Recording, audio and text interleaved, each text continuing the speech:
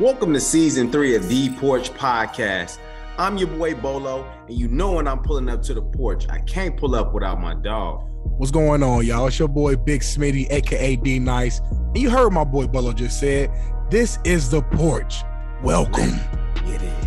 Let's get it. Started on the porch, that was where it all began. Had to put in work, every day we got it in. We chased all our dreams and now they can't believe it. We make it look easy, we achieving everything we need. Now we undefeated. I'm feeling good right now, man. How you feeling? Great, man. Feeling great, man. You on the West Coast. I'm on the East Coast. A little later on my end, a little earlier on your end. But, hey, all is well, bro. How you living? Hey, I'm so blessed it's scary. You know what I'm saying, man? I'm so blessed it's scary. It don't make sense. I'm looking left and right. I don't know where the blessing's going to come from next, man. They hitting you front, back, right to left. You know what I'm saying, man? Knocking me out. I feel like I be feeling like I don't deserve the blessings, but you say, you know what, God, I'm going to let you just do your thing, and I'm going to keep praising you and keep thanking you. You know what I'm saying? So, hey, that's what we're going to do. Amen. My fault. I ain't mean to come on here with the Holy Ghost today. I got some good news earlier today, so I'm just feeling real good. You know what I'm saying? Sometimes you gotta let it out. Is it too soon to let the Porch know what's going on, or do we just gotta wait on it? I'll let them know. I'll let them know. So y'all know I've been working with the Drew League for all summer. The Drew League behind the scenes has been working on a deal with the NBA, and basically the deal became official to where now the NBA is going to be streaming the rest of the season onto their platform. I think the games are going to be on NBA.com on their website, and they decided to keep your boy on as one of the co-hosts. So now I'm doing a partnership, working directly with the NBA, bro. So you got, I'm from the Far Eastside, bro. Indy, from the hood. You know, I know my story. So to say I'm working with the NBA, bro, just feel good. It was a blessing. And another stepping stone to the direction I'm trying to go to. Ain't nothing but G-O-D. Capital G. You know what I'm saying? Capital G. Yes, sir. Nothing but blessings, bro. Proud of you, bro. Keep doing it, bro. Keep doing it. Yes, sir, man. Keep doing it, bro. That's yes, it, bro. Sir. Yes, sir. And I saw you getting up early all week, man, with the football team. What's going on with that? We just, we had camp. It's funny, man. It's like the school year is right here. It's back around. Kids start school the beginning of August. So we did have some camp. Got the kids down, obviously the fellowship and, get to bond and build a relationship and kind of focus on, God and football for a little bit, man. And it was good for them to disconnect and kind of focus on what was important, man. But it was good, man. It was real good. Obviously on my end, was up and at it, getting at it, man. So, I already know. Looking at the bigger picture, bro. So it'll all be worth it come November. Yeah, 100%, man. Hey, my man said come November. He already looking at the playoffs in the state championship. What you saying? What you saying? No, I ain't saying that. I'm just saying, everything is kind of like the small things. Yeah, small things. It turns big, bro. So, we got our first game August 19th, I believe, August 16th, or 19th. But it's right around the corner. We less than a month away. So, it's time, bro. It's time. Hey, y'all, football is here. Hey, man, fall. Hey, you've been talking about this all year, Bolo. You said you can't wait a football season. It's here. Bro. It's here. It's here, bro. We got another banger. Banger. And speaking of football, we got an amazing football guest. Bro, I don't know how we keep doing this, bro. Like, this is getting out of hand. This is getting crazy. Bro, I'm starting to surprise ourselves at this point. Like, I'm like, man, another one? Like another one. We shooting and we scoring. We step Curry with the shot. Come on now, put them to sleep like this. Hey, what's Steph do? Good, man. Hey, yes, it's all God, man. So all God, man. Our partners at Bet Online continue to be the number one source for all your betting needs and sports info. Find all the latest odds, news, and sports developments, including NBA Summer League, Major League Baseball, the latest fighting news, and even next season's early NFL futures. Head over to the website or use your mobile device to sign up today to receive your 50% welcome bonus on your first deposit. Just use our promo code BELIEVE. That's BLEAV, BELIEVE, to get the bonus and get into the action. Bet Online, where the game starts. Now back to the porch. Before we bring on that special guest, NFL star, I would say, before we bring him on, it's our topic of the day, our question of the day, Bolo. Topic of the day, ladies and gentlemen. Okay, so if you like me, I'm a scroller. I like to scroll up and down Instagram. So most recently, obviously, you got Lil Baby at Chris Brown on tour. I just been seeing a lot of pictures of women taking pictures with Chris Brown. And it was rumored to say that these women are paying $1,000 to take a picture with Chris Brown. So I don't know about you, but I got to ask y'all, I guess, how much are you willing to pay to take a picture with your favorite celebrity? Man, I'm going to jump in first, man. I ain't paying nothing. I ain't going to lie to you, bro. I'm a fan of a lot of people, a lot of, entertainers, musicians, sport. I mean, a lot of people, but I'm not paying no extra bread to take a photo. Like, it'd be different if we have like a meeting when we talk about a business venture, or about to have a dinner maybe, but just a quick little cha-ching. Come on. Why? Just a flex? Come on, bro. I mean, I get it. A picture is worth 1,000 words or 1,000,000 words, or however you want to portray it. But that picture ain't worth $1,000. You feel what I'm saying? Facts. Like, at the end of the day, like, I mean, I get it though. Shout out to Chris Brown though. That's how you get your point. Shout out to Breezy. I'm thinking like if he taking pictures with 25 chicks on top of his touring bread, he making an extra 25K at each city, even alone, even if he just taking pictures with 25 chicks. So shout out to him. Yeah. But for y'all ladies though, I mean, if you got it, why not? But at the same time, I'm like, that bread could have went somewhere else. That's a stack. We talking about a stack, y'all. Like if it's bills and it's just a pitch, like it's literally just, like I'm trying to think. Like you're not in this music video. You ain't having an experience. You know what I mean? You taking a photo for a rack. Just like 10 seconds with him. You know what I'm saying? Like that's how quick. Man, y'all better make sure that photo is saved to your email, your phone, your cousin's phone, your mama's phone, because that photo get deleted or whatever. It's a wrap. Listen, if I pay $1,000, I'm gonna walk up, like he gonna think I'm coming up to take a picture, but nah, I'm using that time to to pitch him on something, tell him why he need to sign me. I'm going IG live. Like I'm gonna do a dance move for Chris there and try to get signed. Let me see if you can run it.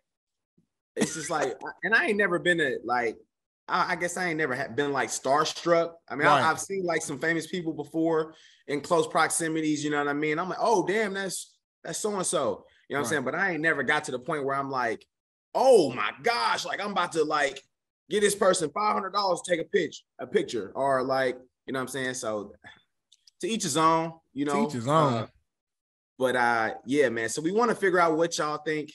Question of the day is, how much are you willing to pay to take a picture with your favorite celebrity? So we really want to know. Go ahead, let us know what you think about it.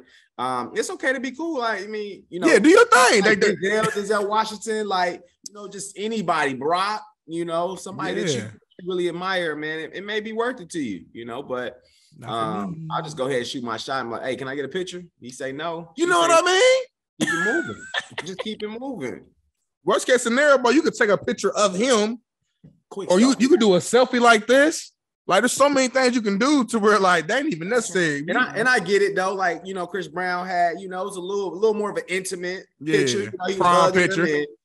Prime picture. He, kind of little all in close and stuff. So they had their little 5 to 10 seconds of, Chris Brown, but that right. Bro, we grown, bro. That ain't like if I was a kid, like not kid, like younger year, but like we grown. Like that ain't what is that doing?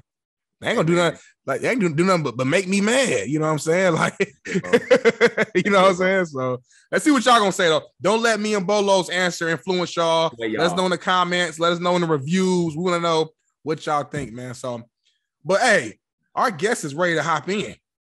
He just pulled up to the porch. Talking about NFL star. 7th year vet. Man, look, I'm about to bring him in right now. Let him know. We just gotta let him know. All right, y'all. Without further ado, we got our special guest just put up to the porch. One of the best football players to come out of Indianapolis, former Warren Central Warrior, going into, I believe, his 7th season in the NFL. Currently playing for the Cleveland Browns. My brother, the one and only Sheldon Day. Welcome to the porch. Man, Appreciate y'all having me, man. I've been waiting to get on the porch, man. Y'all lucky. I should have been poured up a cup, man. I'm on the porch with it. You huh? You Where scared? my cup at? Hey, we Huh? always Hey, I ain't even got a cup. I got the Always. glass jar. Hey, with a cup. Hey. You know what it is. Hey, Bolo, Sheldon been scared to come on the porch. Like, you gotta think, we started the porch Since originally, what, back when? 20. Hey, back when Sheldon used to pull up at Aegis. Remember? Yeah. Who's in the Chipotle car? game.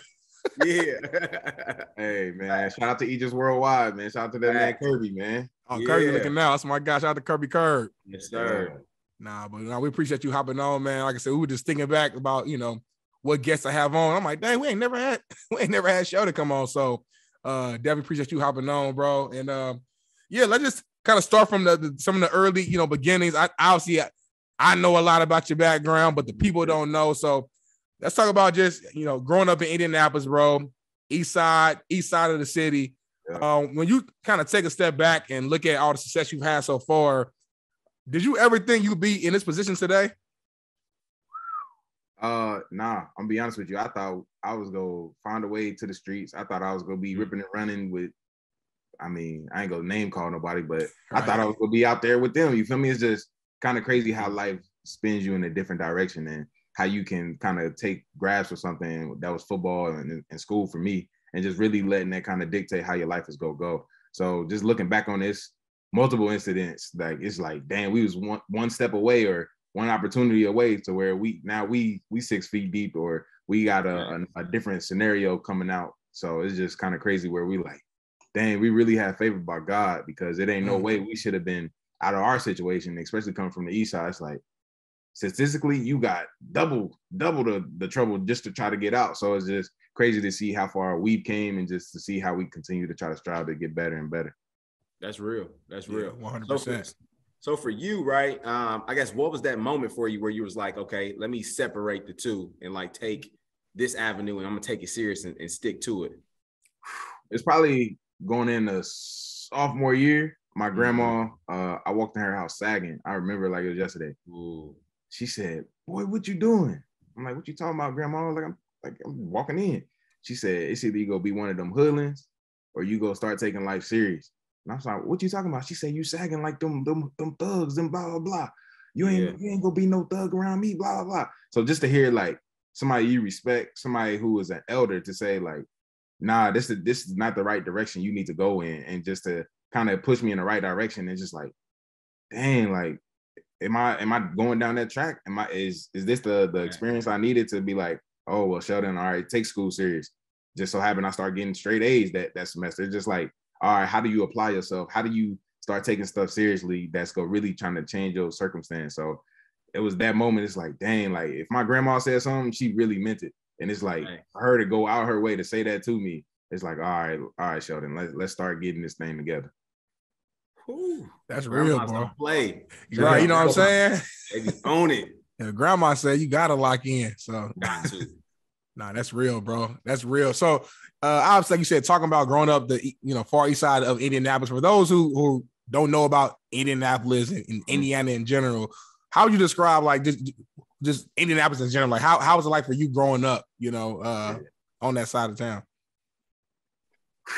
I would say I had a unique experience, like for example, not everybody had a house, and my mom was blessed enough to have people around her who helped her get this house and things like that. So I think my experience is unique, but we did come from a situation where I shared rooms with my brothers and sisters, and it's just, we got to we were afforded the opportunity to now be put in a position where now we can have our own room. Now we can say we live in the suburbs. Mm-hmm. Now we can say we elevated from the hood. So just trying to kind of change that mindset. But then when you kind of left our suburb, you could go see the 42nd and Post Road. You can go see everywhere that they call hood and things like that. But so many good people came out of there. It's just all you hear about is the horror stories on the news. Oh, so-and-so just got murdered, or homicide over here, things like that. But you have to put yourself in there to really understand, why is this happening? Why are these kids killing each other? Why are they selling drugs? Why are they doing this? And it's the circumstance that they the circumstance that they're in, not necessarily that they put themselves in, but really trying to make it out of that situation. So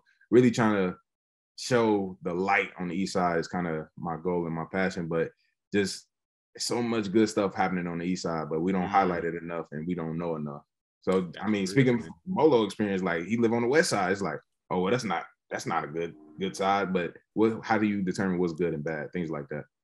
Facts. No, that's real. That's real. And I'm glad you pointed on the good side of, because like there's a lot of good stories we got just growing up and good times. And we were blessed to have strong mothers who, made sure they kind of kept us on the right path, even who was trying to go the wrong path. And I find there is a misconception about Indianapolis that, like you said, all you hear, especially on the news, is all the negativity. And there is some negative stuff, of course, that goes down and things that needs to get fixed. But there's a lot of positive stories, that goes on. I talked to Bolo. We talked about it last episode when his players at LC just got, I think, offered to LSU. I don't know if he committed or not, but going to like LSU, that's huge. Like SEC out of Indy, that's huge. So like we gotta share more of those good stories, Yeah. Hey, shout out to them Tigers, man.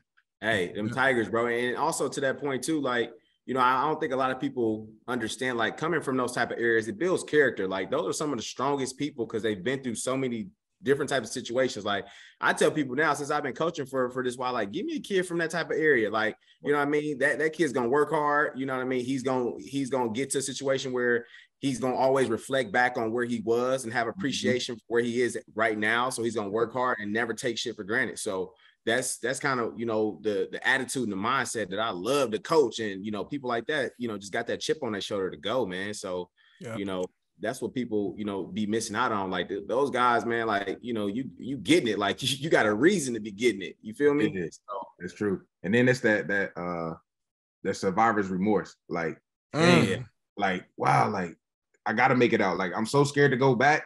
And now like, I'm trying to bring everybody with me, but if they pulling me back, like, how do I cut the dead weight? So it's just like, you got to really understand like how your life is kind of moving in the right direction. And how can you pull them along the way, but not keep them as dead weight? So that's like a process that I had to learn along the way. It's like, okay, all right, they might be doing this, but I'm trying to get here.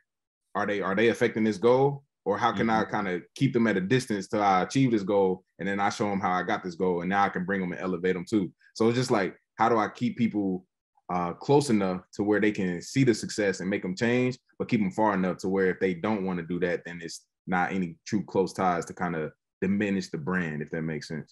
Right. He getting deep right there. Hey, I wasn't even going to go here. Dropping gems early. Hey, I wasn't even going to go here, Bolo, but he brought up survivor's remorse. And I feel like we got to stay on that for a little longer. Yeah. Someone, obviously you've had a lot of success, been blessed with, Notre Dame, league, everything, right? Like that, yeah. How tough, or well, you just said it was tough, but how tough was that?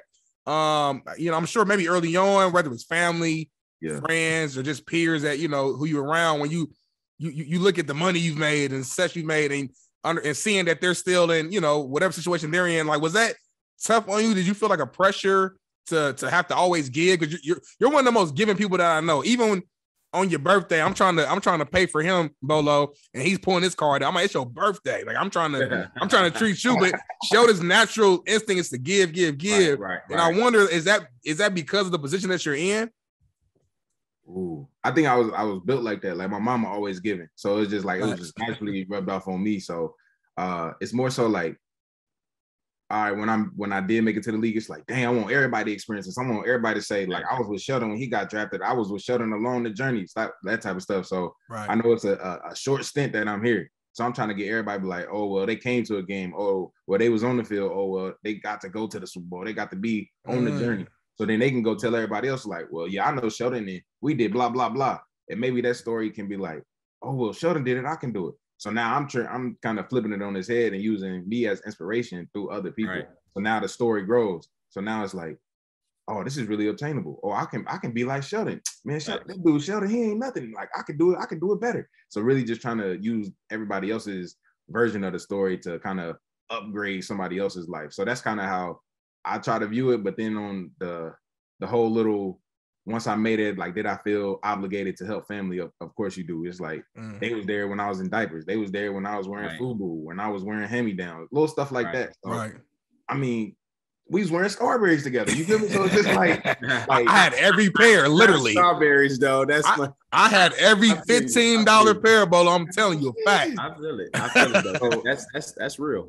That's what I'm saying. So it's like, how can I not bring you along? You feel me? It's just like we was outside. You feel me? We was out sneaking outside the house together. So it's like I have no choice but to, because like blood couldn't make us closer. You feel me? So it's just like you feel like that because like they've been with you through thick and thin, no matter what, like through your ups, your downs. Like you ain't seen me get cut. It's like stuff like that. So it's like you along with the journey. You can see, oh, Sheldon bounced back from that. Oh, Sheldon did this, and now you got your own version of the story too. So now you can go tell somebody in LA. You can go tell somebody on the west side of Indy. You feel me? It's just no matter how you talk about it or how you display it, it's your version of the story, and hopefully it inspires somebody else. Yeah, I love that. But now, I mean, I love that admiration. You know what I mean? As far as like, you know, where you are with things, but I feel like sometimes like you can't please everybody though, right? Yeah, I mean, is there a situation? Because I feel like, you know, sometimes you do got people who got their hand out, or, you know, you give them a little bit, then they want more, or some people are just keep coming. I guess to what point, you know, do you get to that point where you're like, okay, like, you know, I can't do it, you know what I mean? Not this time, like it's okay, like, you know what I mean? Because I feel like I read all these stories about these pro athletes and stuff, and they give and pour, but then usually they don't have anything to pour into themselves at the end because they're doing so much giving to everybody. You know what I'm saying? I guess, how do you balance that? Because I know you're trying to put the city on, you know, be that motivation for everybody, but like, how do you balance that to make sure that, you know, you got something to eat at night? You know what I'm saying? How does that work? So really, it was like two things for me. So it was finding my person to like kind of direct people to say no. So it's like if somebody hit me up, it's like I don't really want to deal with them. I'll send them to my mama, because my mama, she cutthroat. She don't care, like you ain't messing with her baby. So like if I'm like, no, ask my mama, and then it's like, oh well, I ain't asking Auntie Carol. Oh no, I ain't asking Mama Carol. So it's just like it's like you cool enough to ask me, but you can't ask my mama. So now it's like it adds a barrier of fear, and it's like, dang, like now my mama gonna know that somebody else needs some help, and I guess a different factor when somebody else know your business, and it's not just one-on-one. So now it's like that no person, and then it was delegation. Like okay, Sheldon want to be out here, he want to do this, he want to do this. Well, how can I make it easier on myself? Well, my brother can set this up, my sister can set this up, my manager, she can go talk to this person and do this, and now like all I gotta do is show up, smile, kiss babies, and then I'm gone. And now I'm not in the planning phase. I'm not talking with everybody. Now I'm not going through the day-to-day process of trying to get things done. So I would say delegation, and then finding your no person. That's love. Love. Hey, because you be like, never mind, I'm cool. No, don't worry about it. You never had that situation. I'm like, yeah, I'm gonna ask my mom. Like, no, don't worry about it. I'm cool. Auntie Girl, never mind. No, cool. I'm still scared of Auntie Girl. That's what I'm saying. They be like, hold on, why your mama getting involved? Why your mama getting involved? Right. I mean, she handle all my affairs, so like, you don't want to let her know? Oh, no, cuz we good, man. We straight, man. I'm gonna figure it out. And then that's the crazy thing. So you really could have figured it out. You just want to take the easy way out. So that's another big problem too. So, and that's what it's all. Usually, I feel like 80% of the time it's like that. But like you said, the handouts, people want those handouts when they think you got something. They want to take the easy way. Man, that's crazy, bro. So let's move on to football a little bit. Obviously, you went to a powerhouse in Indianapolis, Warren Central High School. I know Bolo has some specific questions he wants to know. Try to get some inside scoop, you know what I mean? He's over there at the enemy with LC. I gotta pick your brain, bro. So shout out to Wayman, my dog Wayman. He always dropping gems. Yes, sir. So he the DC right now at LC. And he always dropping some gems just about some Warren game. And I'm always open to listen because y'all have some dogs over there, man. So I guess talk to me about like the culture of Warren, because y'all got to a point where y'all won 4 state titles in a row. Yeah. And y'all output to the collegiate level was crazy. Yeah. So I guess talk to me about that motto, that feeling, just kind of that vibe of just being part of the football team at Warren. It gave you a different type of swagger. It's like you woke up every day knowing that you was a Warren Central football player, and that attitude that you brought to the field every day, it was just different. Like I went out there the other day to work out with him, and just like the mentality that you got to have to go know that you go to war against your brother, and he go make you better. And then the game on Friday is just us having fun. It just changed the mentality. So now I'm telling you, practice was harder than the games. Facts. So, man, Mondays, Tuesdays, it's like, man, I can't wait till this is over. I cannot wait until this is over. And then we get to Thursdays, we over here running routes and stuff, having a good time. And it's just like, I remember that like it was yesterday, but I couldn't tell you what I did my junior year of college. So it's just like those memories were so like we were so close. I'm talking about we went and had 50-piece chicken nuggets. Me, Darnell, Dennis Avery. You feel me? Just little memories like that. You feel me? We used to go to Olive Garden, all you can eat as a D line. So it's just like little stuff like that where it's like that was really a true bonding experience. But then you get to the field and it's just like, well, I got to make a play because Darnell might make a play. But then we got Josh that can make a play. Then we got Bert Avis. Like it's no fall off. So it's now we competing with each other to make plays. So then it just raises your level of competition, raises your level of excellence. So then you just start going and going. And then we started to carry that over to the classroom, carried it to the weight room. Me and Darnell, he lived what, third period or something like that. I think you lived fourth. I lived fifth. I think I was after you. Yeah, okay. So now he hear what I do. Now he got to do it. And then I'm like, I'm trying to run back in there like, dang, what Darnell do? I'm trying to skip class just so I can beat him. Little stuff like that. So it was a mentality of dominance, a mentality of that we better than anybody that you put in front of us. So it's really just the swag that was kind of cultivated on the east side. And that's kind of how we started to kind of make that run. I love it. And then if I'm not mistaken, was it y'all class? Because y'all a class, because y'all what, 11 or 12? Y'all 12, right? 12. 12. Y'all had the most D1 offers on y'all team at one point. How many did y'all have? Was it like 19 or something like that? 12 to 19? I might be off a little bit. I know our whole defense went to college, right? Yeah, somewhere. I mean, real quick, off the top of the head, our front four all went D1. We had two Cincinnati, Notre Dame, Ball State. Our linebacker, Jordan Wallace, went to IU initially. Yeah. Tim Kimbrough was a junior, but he went to Georgia initially. Caleb, I want to say, did he go to West Kentucky initially? No, he went to SIU. SIU initially, yep. Trey Moore went. He didn't go. I don't know if he went D1. He went to. Oh, okay. Boom. Our safety, Jordan Shawn, went to Purdue. Yeah. Had a neck injury. Kentucky State. Who? Kentucky State, right? Yeah, Kentucky State. Antoine, yeah, Kentucky State. That's 10, I think.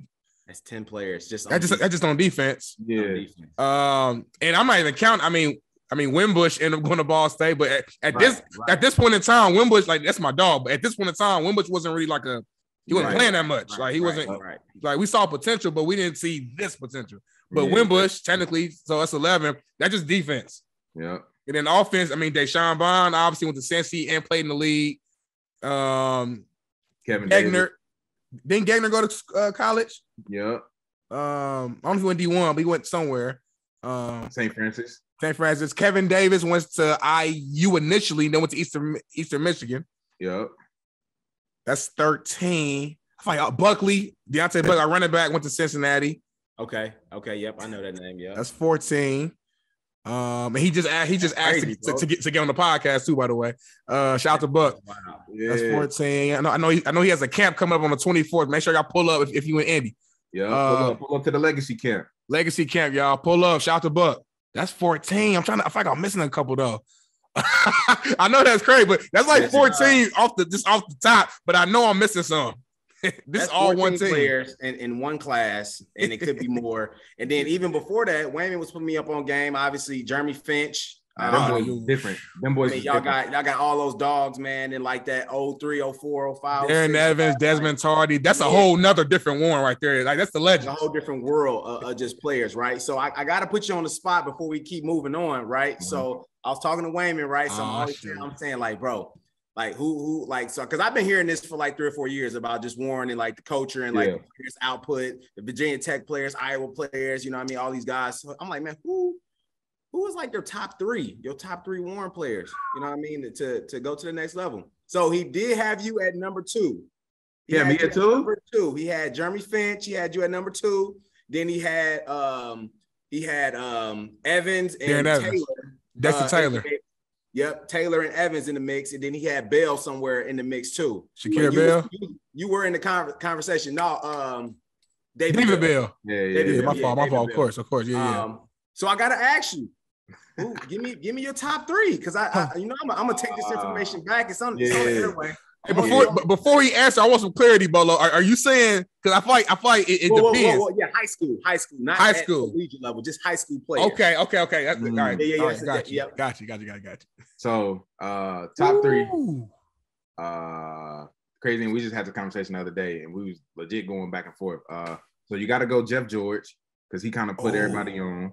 Number one overall pick. You gotta go with Jeff. Well, you said high school. You said high school, but still, it's kind of hard not to. Like the trajectory, you like it's hard not. Number one overall pick. You got it. Like how you not say Jeff George? Yeah. You got to go D-Bell. Like he's probably the best to ever come through. But since he was, you feel me? Like the accolades behind Jeff, it's like 2 state titles, led the team type stuff. But hold on, quick. I know we just talking about football, but technically. He got basketball undefeated, made the shot, and football in the same season. But continue. But I'm just saying, Jeff. We only remember Jeff because of football. We don't know if he played basketball, if they won back then. I only know. True. You know what I mean? So it's like you got to check the stats. I'll go Jeff, David, and then Jeremy. Darren. Like them one. That's a 1-2 punch. It's like. Who do I put at? You feel me? It's like it's hard to like really. I think Jeremy low key. It's crazy to say this. I know Darren Evans' stats are ridiculous. He had like 60 touchdowns like a season. Yeah. But Jeremy Finch was like different. Yeah, like Ed Reed. Like that's the best way to compare him. Sideline to sideline. Like if he didn't get in trouble, like he's long NFL career. He went to Florida when Tebow was there. People forget. Yeah, I heard. Yeah. When Tebow and I think Kent, like he was there with them boys. Yeah. Out of Indy. At Florida, like, come on, think about that. So, like, the man was a dog. So, and Darren was too. Went to Virginia Tech, went to the league. But let's be real. There's some arguments that even Jewel Hampton was better than Darren Evans. There's some people in the Warren family. He went to Iowa, right? He went to Iowa. Some people argue that Darren Evans had a better offensive line than Jewel had. Coach Crockett said that numerous times. I'm gonna be real with you. So I don't know. I'm just saying. I don't know. But didn't Jewel have like the leftover of Darren? Because Jewel just played his senior year, right? Jewel played a little bit junior, but like he played his senior year. Yeah. But that Darren Evans senior year, I think a lot of them O-linemen was like seniors though. Oh, we gotta check the stats. Let's check it out, bro. You know what's so funny, bro? Y'all was throwing them names out there, Evans. I was like, man, I used to go crazy with his ass on the NCAA. Used to go crazy with him. Did not know he was from Indy, let alone Warren, bro. Tech tripped me out, bro. Yeah. Virginia Tech. I used to stay at Tech, bro, on NCAA, bro. Yeah. Crazy. Okay. He's literally like a legend out like at Warren. I remember just growing up, just obviously we would go to Warren even when we were like in middle school and we would watch Warren play. But just once you become part of the community, it was like Darren. It was almost like he was a star. It was like, oh my gosh, Darren Evans. He came to talk to us like when we were sophomores, and I was like, damn, that's really D Evans. Like, so it is real. He really put us on the map though, for real, like national type stuff. We got turf field, everything. Like they put us on the map. That's what I was gonna say. It's crazy to think about. The reason why I got so much respect for y'all is because. Typically, like I went to a city school. I mean, we're a basketball school, but we had some pretty good athletes. We had like 4 or 5 D1 athletes, go. But, y'all got guys going, Power 5. And, these guys are, winning and breaking records at the college level. And Darnell and Winbush and Posley and D-Bond and all those guys that was in y'all group are successful at the collegiate level. Do you look back and think that Warren molded y'all to be ready for the collegiate level? Because a lot of y'all had success at the collegiate level, all the way up to like Jewel Hampton, them guys at Iowa. He was killing it at Iowa at one point. Did they get y'all ready for that college moment? I would say on a football field, 1000%. Like they helped. Like the mentality that like they really tried to break us down to say like, man, like I'm gonna make you give us your all in practice, like. I'm telling you, like, them blue bags still scar me to this day. Like, the kid, I went out there, they was like, you go run these bags? No. Like, they still running the bags today? They run black bags, which are higher than blue. Ooh. That's what I'm saying. Like, that's what I'm saying. It's just like, those scar you. It's like, you go back, and it's just like, it's like a rite of passage. It's like, you got to run these blue bags to play on Fridays. So it's like little things like that. It's like the tradition. It just continues to I don't know. It just continues just to go and go and go. And it's just like, you just continue to chug along. So they broke us down so bad in college that, in high school, that when we got to college, like, this all y'all do? Right. Oh, it's a breeze. So then it's like, it was really helping us to play on Saturdays. Yeah. Now that's a fact. I want to jump in on that, bro, because like you made a good point earlier. Practice was legit. Like it was hard. It was harder than the games because you got to think, for the most part, not being cocky, but just being real, playing against each other in practice, it was more competition than whoever we're playing that week. Mm-hmm. And we were so competitive that like we're not just out there like half-assed. Like, we're going full speed. So like you said, by the time the games came, it was easy. So yeah, going to college, I speak for myself. That first summer at Ball State, I was killing the workouts. You came in that joint squatting 500-600 pounds. Yeah, easy though. Bro, I'm like, who's this dude? Rhino just in here throwing weight. He ain't even got on the weight plan or nothing. He just squatting out the gate. Like, bro, passed my 110s on the first try.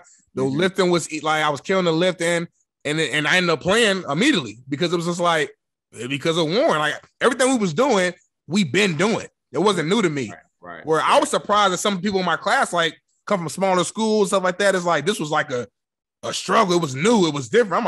Everything we're doing. I've been doing this. This is not new.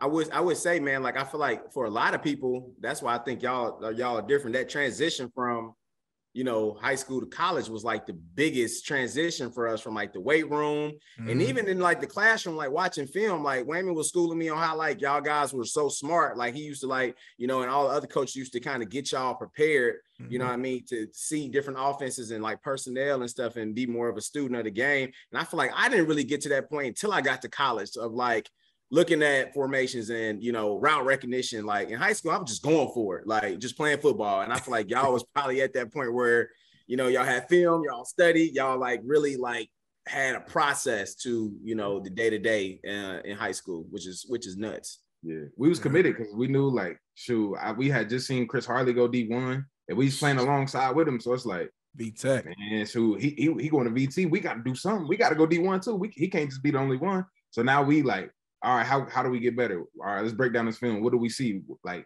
how can we use this as an advantage? So we used to legit watch film after practice. Yeah, like together as a team with coach. Sometimes without coach. Sometimes just be like us as like the OGs. Like, nah, we watch the film together.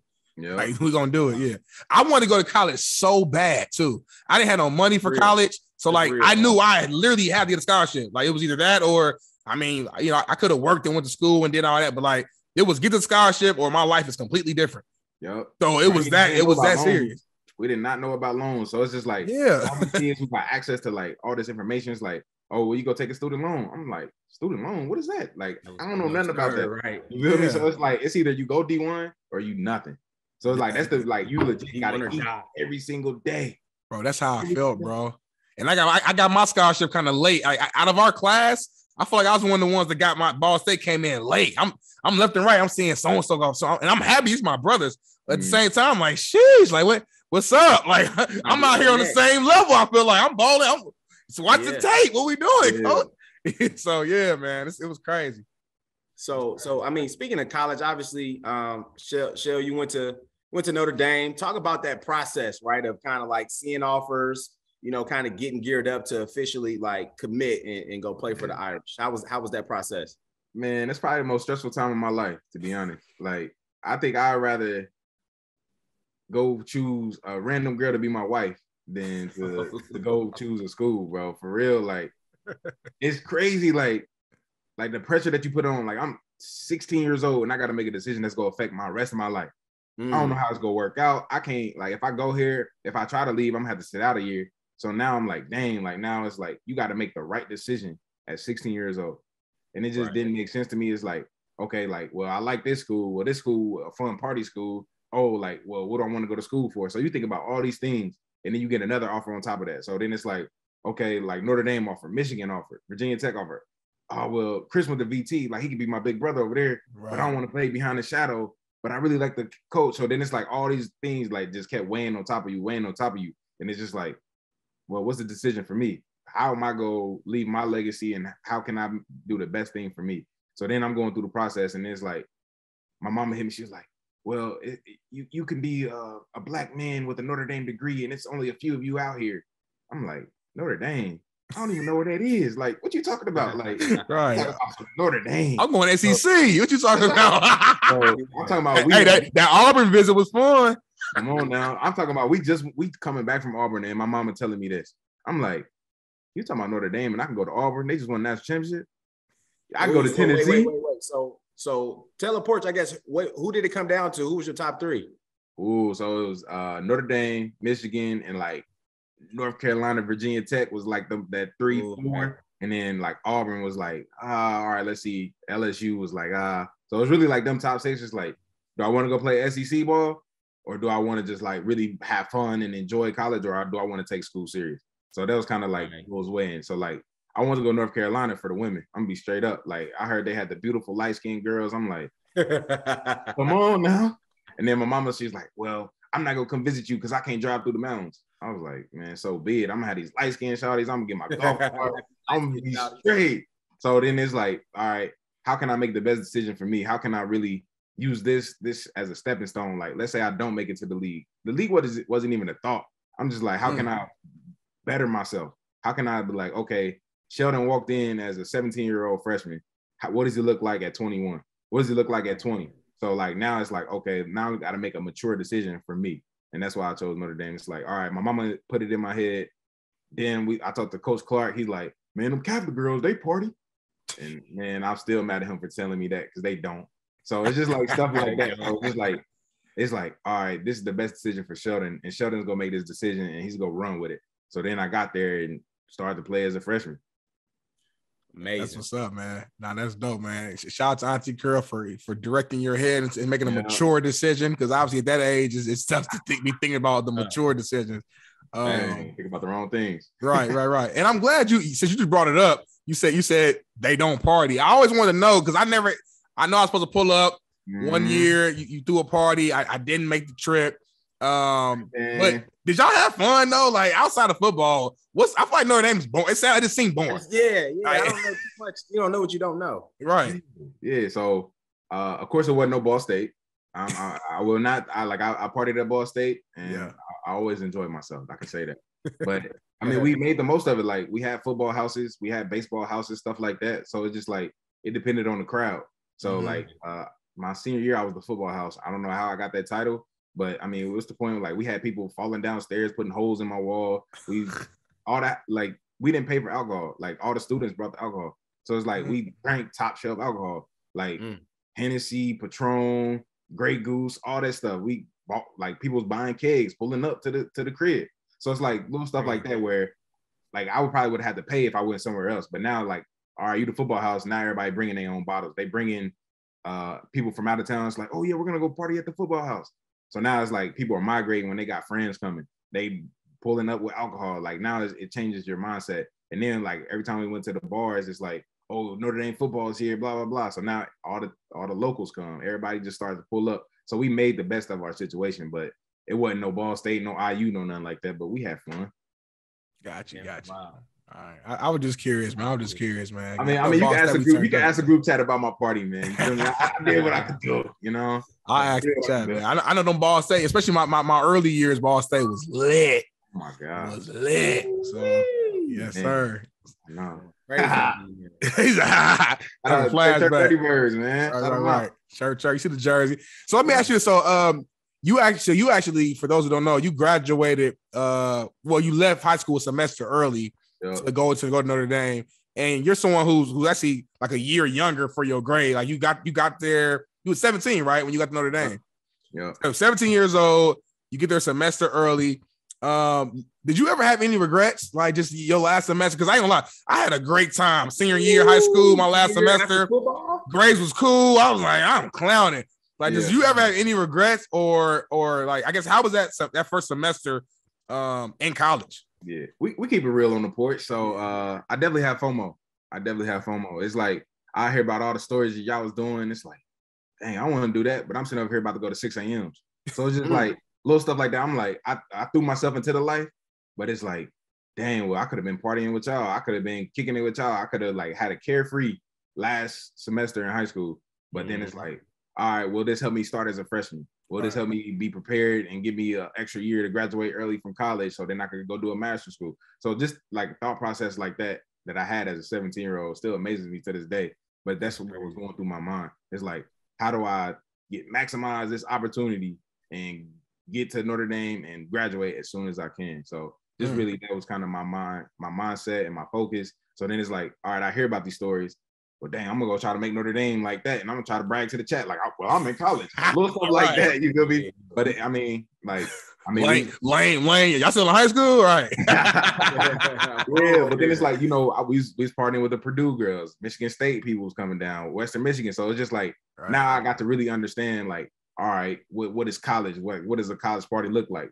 I got to pull up to something we got called Lollapalooza or something like that, and it's just like or the regatta or something like that. I don't know. It's like a little boat race, and I was like, okay, I got to go to Little Five. So it's like little experiences that I didn't get to have as a senior. Like I got to experience as a freshman. So it's like you doing college stuff now. Got you.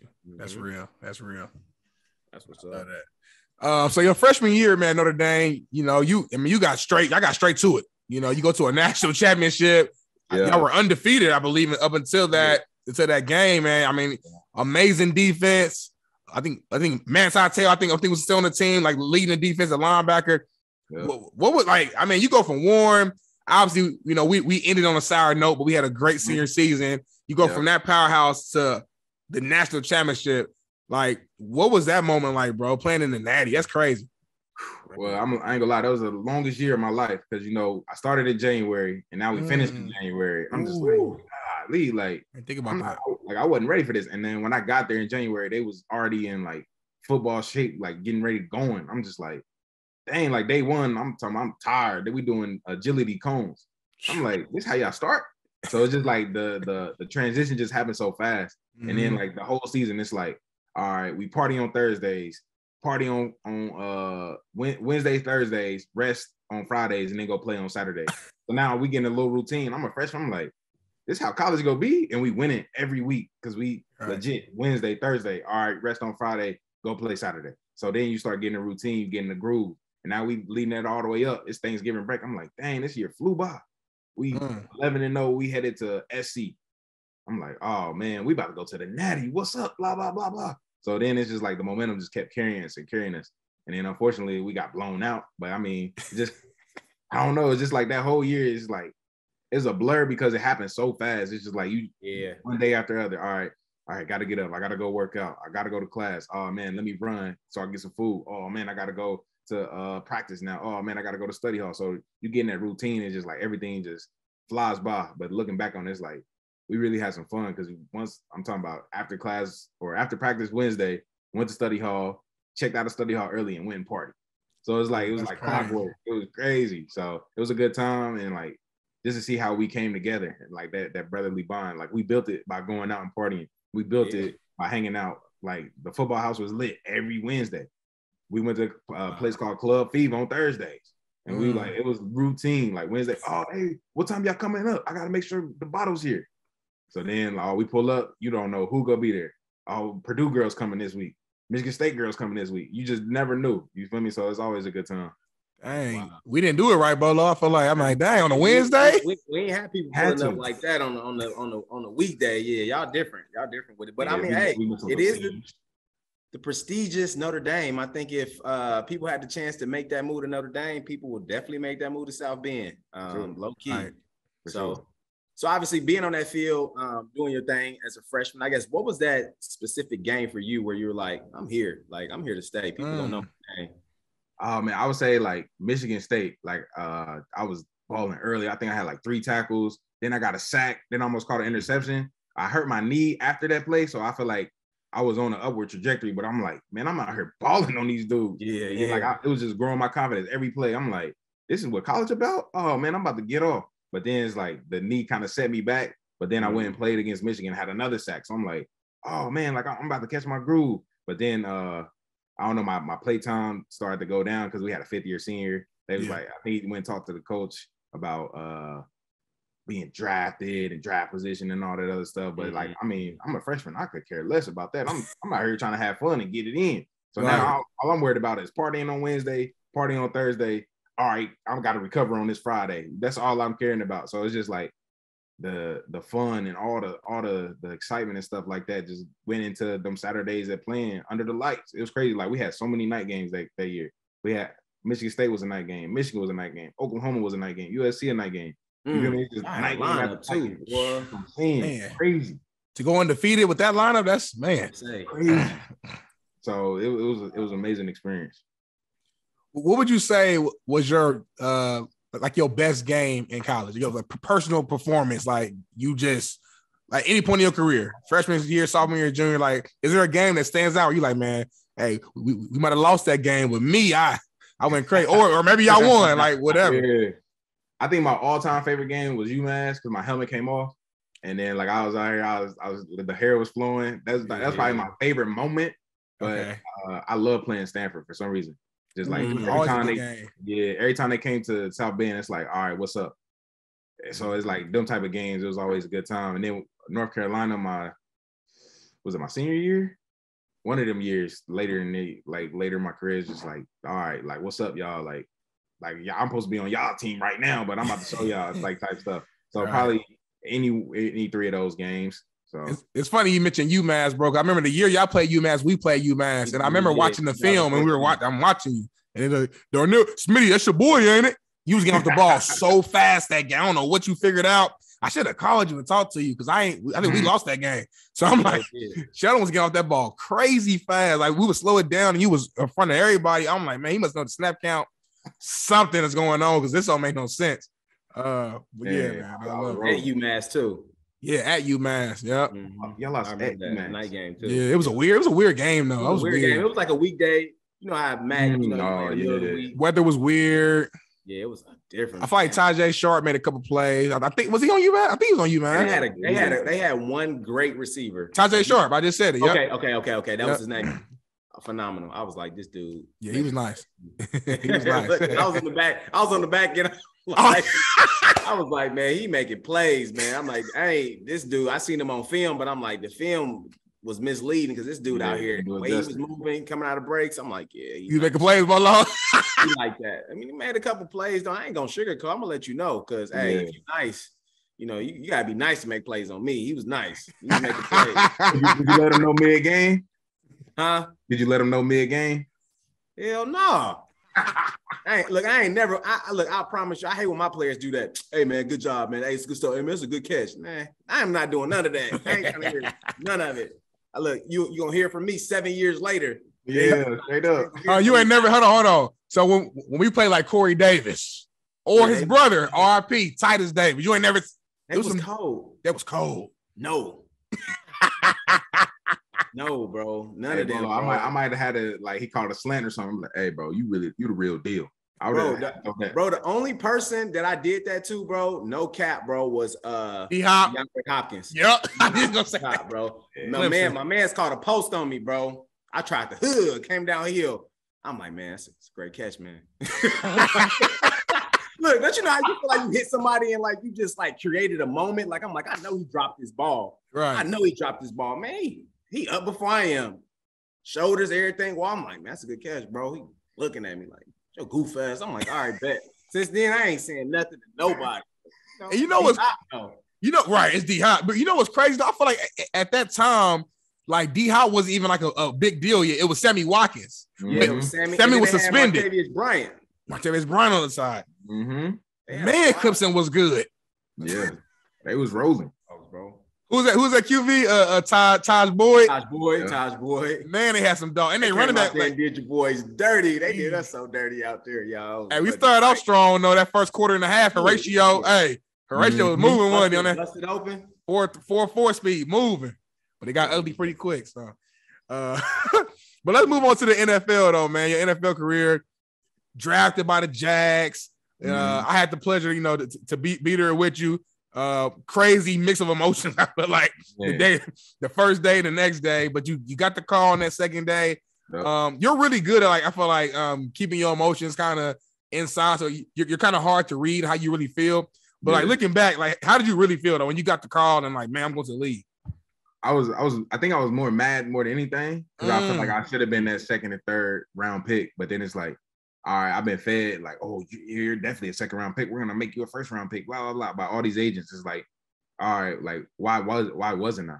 So then I feel like if I was that first through third, then my career would have been different, because now they gotta play you as a first through third round pick. Now it's like, all right, now I can go display what I can do. Now I have more wiggle room or leeway to kind of go and make those mistakes early on in my career and not have to be play perfect to earn playing time. So now it's like, okay, what does Sheldon as a first through third round pick look like? What does his career look like? So now I'm always wondering that in the back of my head. But of course, you're always happy to get the opportunity to go play on the biggest stage and live out your lifelong dream, stuff like that. But I was like, dang, I know I'm better than so-and-so, and he got drafted before me, blah, blah, blah. So it's little stuff like that you always remember. But then it's like, all right, that's just water under the bridge at this point. It's like, all right, let's stack these years, let's get this bread, and we're gonna keep it pushing. Facts. Yeah. So get a Porch some insight, right? So you get the call from Jacksonville Jaguars, right? Yeah. You're on board, right? They draft you in the 4th round. What happens next after that point? Like, yeah, I always wondered that. Like, what's the process after you get drafted? It's the quickest turnaround ever. So draft is what? Thursday, Friday, Saturday? Mm-hmm. Thursday, Friday, Saturday. So they can bring you in the following weekend and do rookie minicamp, or they can let you wait a week or a week and a half and bring you in the following weekend and do rookie minicamp, and you go straight in the OTAs with the vets. So it's like quick turnaround. Man, it is because and then you're on a different schedule than the vets. So you got to do everything earlier than the vets. So your rookie year, when you go in, rookie minicamp is that weekend. That following Monday, you got 6 a.m. lift because vets lift at 7 and 8. And while they lifting, you meeting with the position coach to go over the plays and stuff like that. And then you go to the team meeting with the head coach, and then you go back to position meetings, go to practice, special teams meeting, then position meetings with the group, and then the vets get to leave, and then you go back to position group after the vets leave, and then you got rookie success to end your day. So it's like every single day for off-season program, 10 weeks, and then you got to come back to camp before the vets. So I think we came back a week earlier before the vets just to practice with the rookies and run.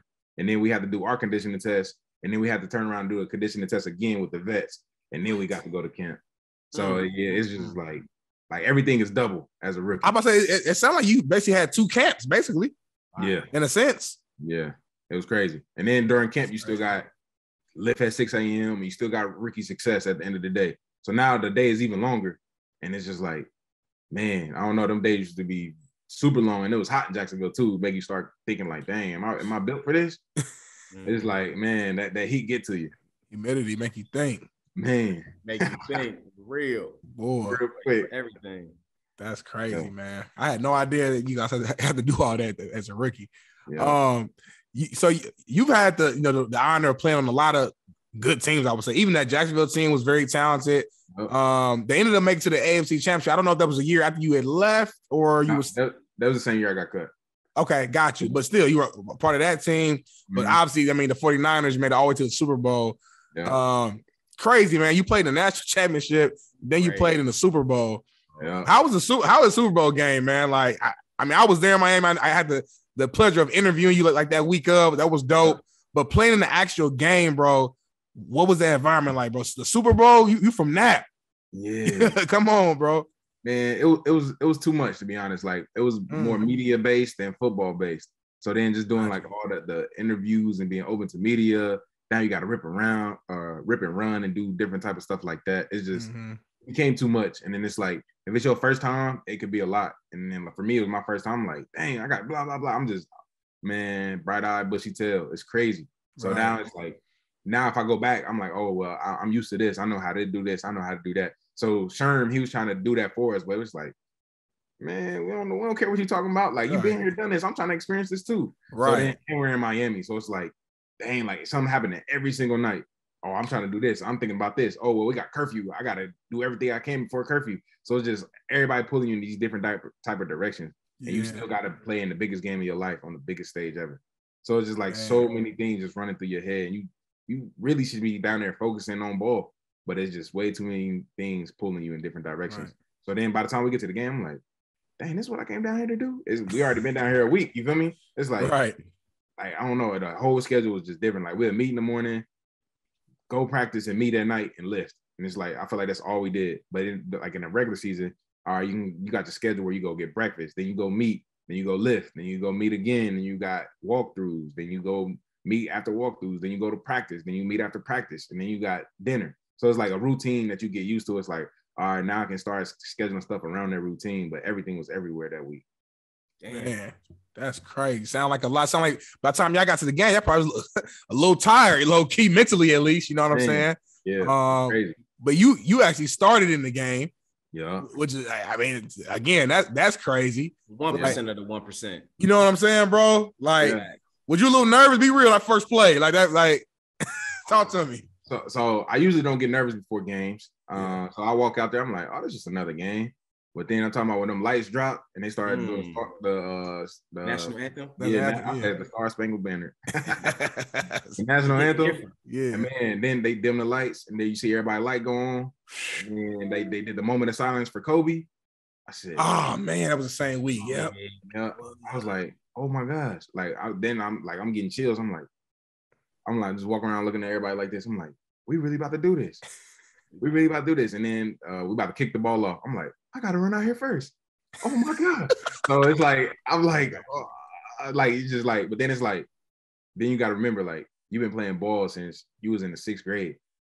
It's the same snap count. That center still got to snap that ball. The quarterback still got to get it. Like, they can run right, they can run left. The O-lineman can either go left, right, back, or straight. Like, it's just like, little stuff like that. It's like, all right, let's do this. And then, like, you just kind of get in the flow of the game and stuff like that. That's real, man. It goes back to just when you was doing it when you was younger. Yeah. That's crazy. But I just know that moment. Like you said, it went back. Like every time I'm just watching it on TV, just as a fan, like I just get like the chills when the Star Spangled Banner come on and like the flag come out. I'm looking at national anthem. Look, Sheldon got you calling Star Spangled Banner now. I said Star Spangled Banner, right? When the national anthem come on, bro, I'm like, damn, like this shit is about to get real right now. Like, time to lay it all out, because I feel like, bro, even growing up as a kid, bro, like you just live your life for that moment. I feel like every kid who plays football dreams of getting to that point. Like that's just like, I'm here. Like everything that I prayed for, dreamed of, like wish for is in that moment. Like that shit is wild, bro. Yeah, facts. Because I wasn't even scared in that championship game. Like thinking back on, I'm like, hey, these dudes kind of big. So that's the only thing I can like think of. Like, these dudes kind of big. But they was hyped up. I'm talking about a dude walked up to the sideline. Y'all don't know what y'all getting yourselves into today. Y'all should have stayed on the bus. Ooh. I said, who he talking to? Right. Hey, I'm talking about they came and shut us out. I said, oh, he was talking to us. I remember watching that at Ball State. At Ball State, yeah. I was in my dorm. I was in Shive, not Shive. I was in what was my dorm my first year? Clevenger. I was in Brady Clevenger. Watching my boy. Yeah. That's funny. Wow, bro. So I guess how'd you feel, man? Like talk to us. Like how'd you feel? Obviously, you guys didn't, it didn't pan out the way you wanted to. Yeah. And it's like that's like one of the biggest losses. Like I'm gonna just go ahead and assume that's like the biggest loss of your life. On the sports side. Sports side. Yeah. Sports side.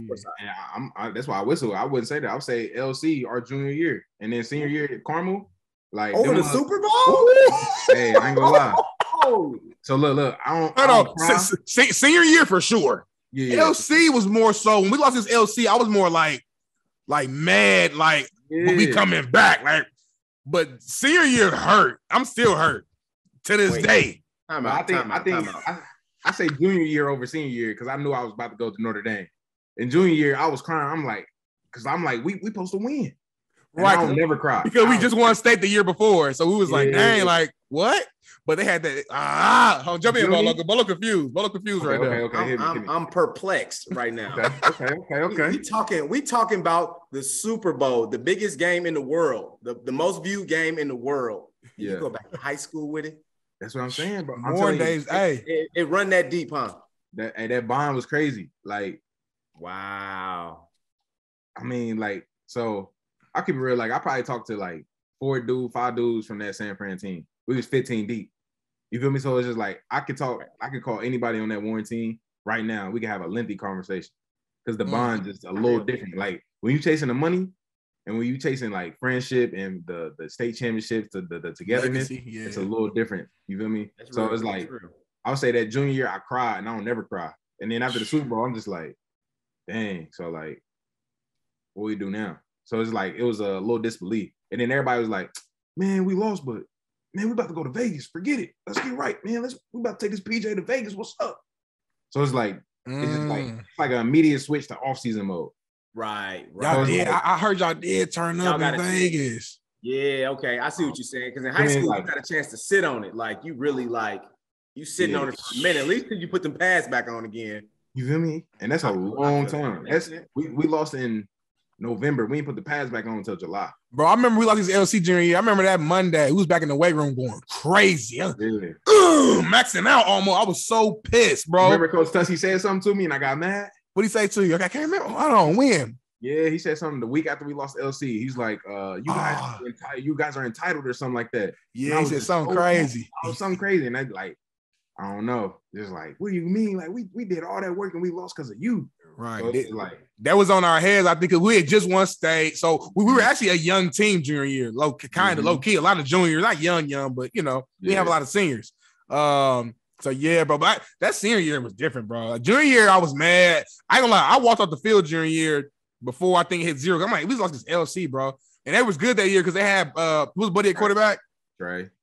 He went to IU. Trey Robertson. We played him in college too, Bolo, because he transferred to 2012. Well, okay, but he transferred to is it I-State? It's gonna come to me. We played another smaller school. Oh no, he played at talk to me. Illinois State. He transferred to Illinois State. Yep. Illinois State. But in high school, a running quarterback, bro, it's tough to really to manage that. So they end up being it. But senior year is a year we had all them D1 guys, bro. We were undefeated. We were ranked top 10 in the country.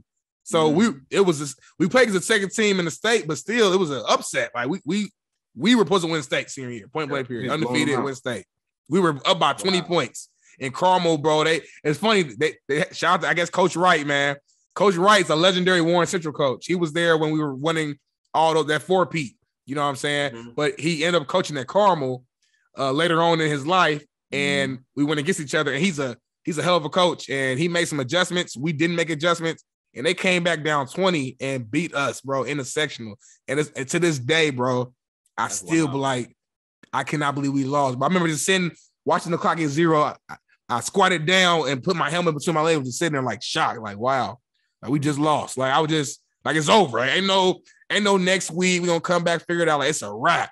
Like, we never play with these dudes again. Never. So again. That's the part that do hit home a little bit. That hit home, bro. It's funny though, because I always tell my wife too, like, I'm like, man, high school is just different, y'all. Like if somebody said, if kids you want to go back to college or high school, like I'll go back to high school in a minute. Mm-hmm. Just because those relationships, and you brought a lot of memories back for myself. Mm-hmm. And like, even though obviously you played in the Super Bowl, right? And you saying like that loss, at LC, I mean, your junior year was bigger than the Super Bowl. It makes sense when you put it in the full perspective of like the relationships and the end of a bond. And like, last time you're going to rock with your brothers like that on the field, and the relationships and the memories you create is different, because in the league, it's like a business. It's like on to the next. These bread traded, people going to just kind of leave. Like it's all about the dollar, like that kind of thing. So that make a lot of sense, but it's still crazy to just hear Super Bowl and then like high school playoff, like about those two. Like I'm more mad about this high school shit, but I mean, it make a lot of sense though. Like I'll go back to high school in a minute. I always tell my wife that like high school was. We would have tore your high school up, but we talk about that. I ain't gonna cap. Y'all probably would have though. I would have got mine though. I would have got off. Though. You would have got yours. Look. So then we had D Brown. D Brown was a dog. Yeah. At Northern, you know what I'm saying? My boy Matt, he went to Ball State for a little bit. Oh, Matt Matt Mosley, yep. Shout out to Matt. We had Chip, Trey, running backs. We had a crazy D-line and O-line, but, obviously, city of Chicago, man, it is what it is. We didn't have, like, the resources and, like, that push, to get kids in school. And, when I'm looking at kids, how they go to camps and stuff, and, we didn't have all those resources like that, bro. So it was just like, put your highlight tape out, and then let's just see what happens. Cross your fingers, right? Yeah, you know what I mean? So luckily, offers were starting to pour in and stuff. But yeah, man, it's that high school, man. That high school vibe. I was swaggy in that orange and green, though. I ain't gonna hate that orange and green was swaggy. We did what we had to do. We did what we had to do, y'all. We was nice though. You know what I mean? Y'all wouldn't have whooped us though. Y'all wouldn't have whooped us. Y'all wouldn't have whooped us now. Let's be clear. No, we would have tore y'all up, bro. Y'all was cold, but we from the south side of Chicago. We ain't turned down a fight for nothing. We love the hood team. Like that's when we played the best. Cool. But we ain't talking. We ain't talking about no IPS though. We talking about over here off 111th. Yeah, we won't all that. We want all that. We coming. But your O-line, I'm gonna tell you right now, your quarterback would have been running for his life. I don't know. Our front four, our front four, all D1. We got a D1 player on the bench. The all-time Ball State sack leader was on the bench. Think about that. Hey, we had so many D1 players, bro, that could have went D1, bro. Had they got the books together, bro. You know what I'm saying? We got so many hood legends, bro, that I can only tell y'all about them. I believe it though. I feel you. You know how clearinghouse, all that extra stuff, bro. It's a lot to go into that. So if ain't nobody pouring it to you, if you ain't just academically sound, then you know how it is. But we was nice with it though. We probably beat y'all like 35-14. Cap, boy. That would have been a closer game than that. That's a reasonable game, 35-14. Because we was decent on the defensive side, bro. Day was nice with it. Oh, I forgot you played with Day. He was younger than you, but he was younger, but he played early though. Day was nice with it though. We got some dogs, bro. We was straight. But y'all like a true football school though. I ain't gonna cap it till y'all like. You know what I mean? We was a football school, but we had a few people though. I don't even know if you probably don't remember this dude named Demetrius Jones, Sheldon. He come from Morgan Park. But he played quarterback. It was way before your time though. Before mine too. He played there for a little bit, but then he transferred because Jimmy Clausen came in that bitch and Charlie Wise was on some politics stuff. But so that was a whole nother ordeal. But I guess we'll never know. We can only never know, man. Hey, it's just always good to talk about it though, man. Of course. Of course.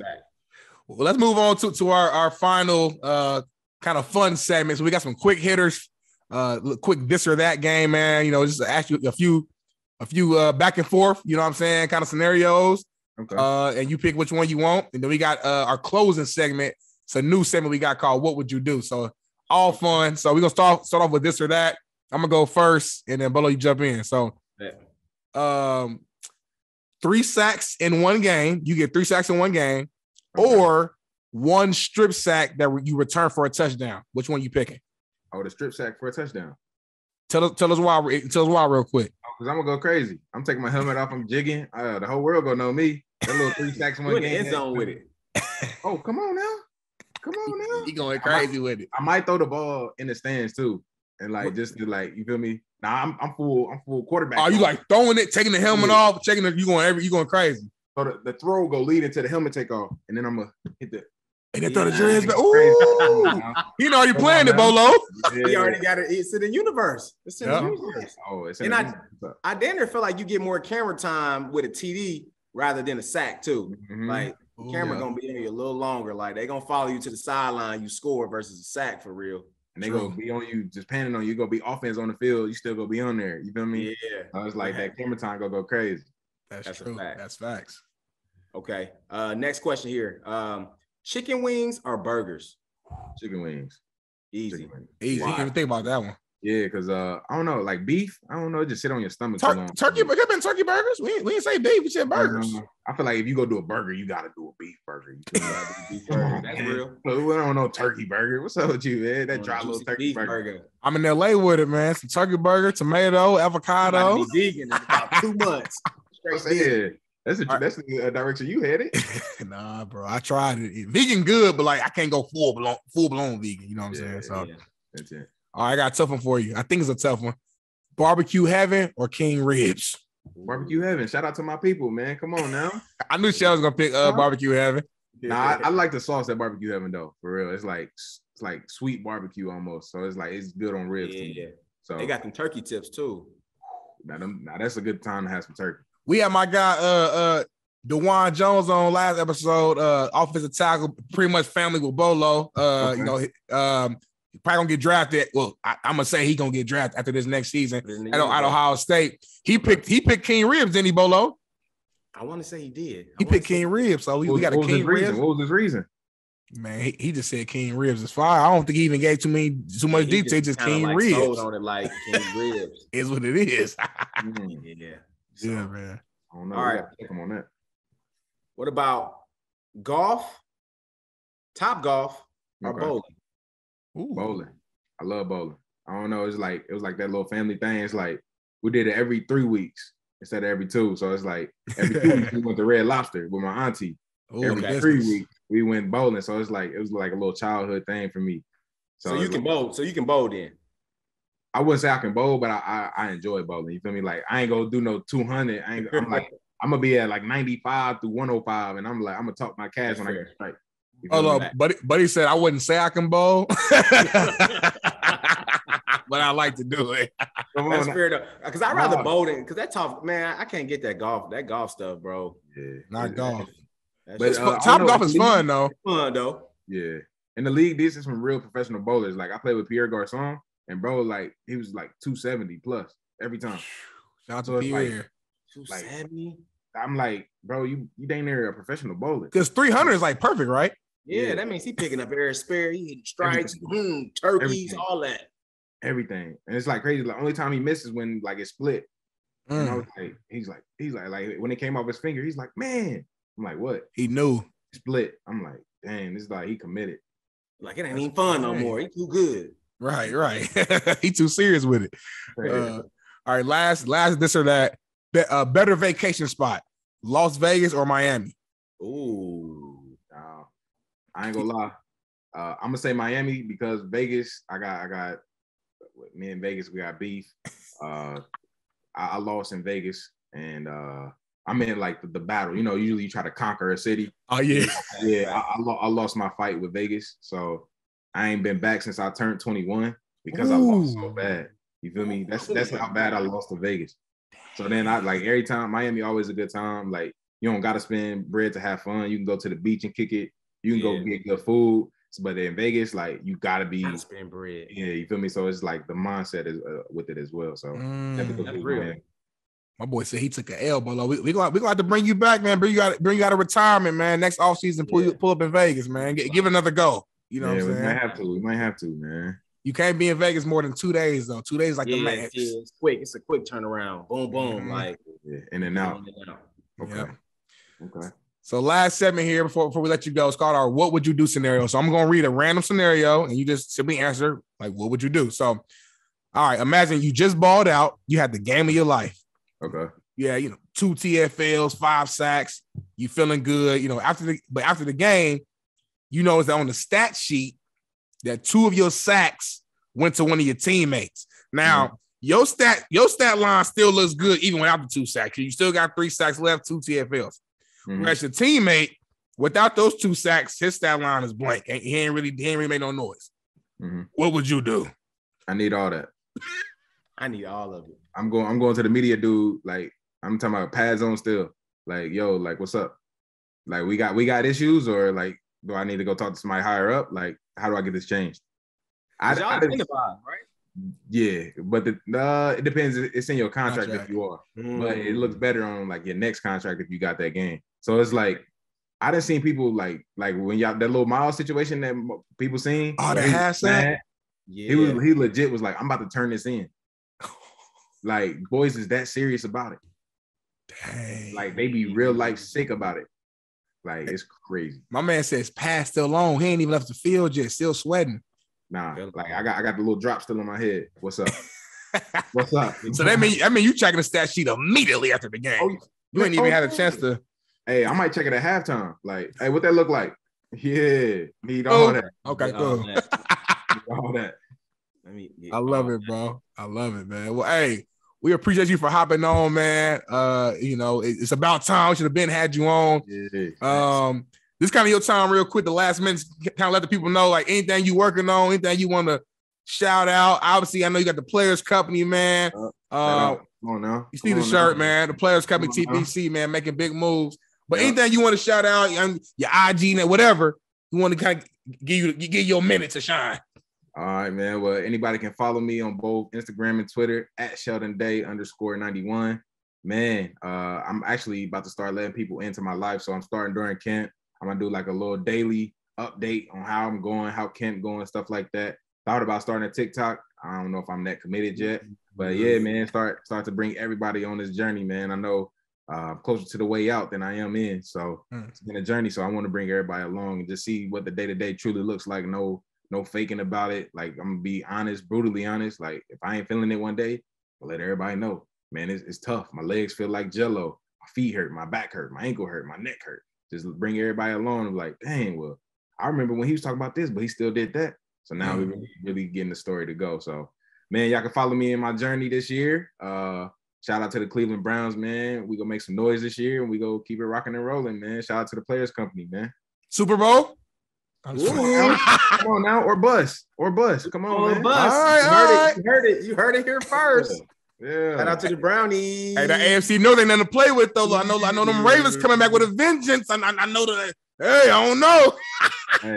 Hey, y'all got some dogs too, bro. Y'all been putting a lot of pieces together too, man. That's a whole nother conversation. But I'm excited though, man. I just got a special place for Cleveland in my heart, just because a lot of my homies stay out in Cleveland. So y'all deserve something, man. Like y'all moving and grooving, man. So hopefully, hey, they got the pieces, man. But like I said, the AFC North, man, the Bengals coming back. The Steelers every single year ain't nothing to play with. I don't care who they got a QB. And the Ravens had all them injuries last year, but they're gonna be healthy this year. So I don't know. We gonna see what happens, man. I can't wait to watch as a fan. Hey, I'm gonna lead this with y'all. Every time I'm on a team for a second full year, we go somewhere special. Woo! Come on, man. I'm just gonna throw it out there. AFC Championship, Super Bowl. Come on now. This is my second full year with the Browns. What's up? What's next? Hey, proof is in the pudding, y'all. Y'all heard it here first. Yep. Hey, bro, we wishing you just a great fall. Getting back in the swing of things. Like, we wish you like just healthy success. All of the above, bro. Definitely appreciate you for pulling up on the porch, man. Please follow us, y'all, at the Porch Podcast _ We going crazy. All right. My dog just said they going to the Super Bowl. All right. We're gonna run this back. We're gonna run this back and let y'all know that he just put it out there. So what's gonna happen? All right. You already know what it is, man. It's your boy Bolo. We hanging out with our boy Sheldon Day, my dog D Nail. You know how we end the show. Hey, remember, the best you is the best you, and we out. Peace. Dang. Started on the porch, that was where it all began. Had to put in work, every day we got it in. We chased all our dreams and now they can't believe it. We make it look easy, we achieving everything we need. Now we undefeated. Presented by Bet Online.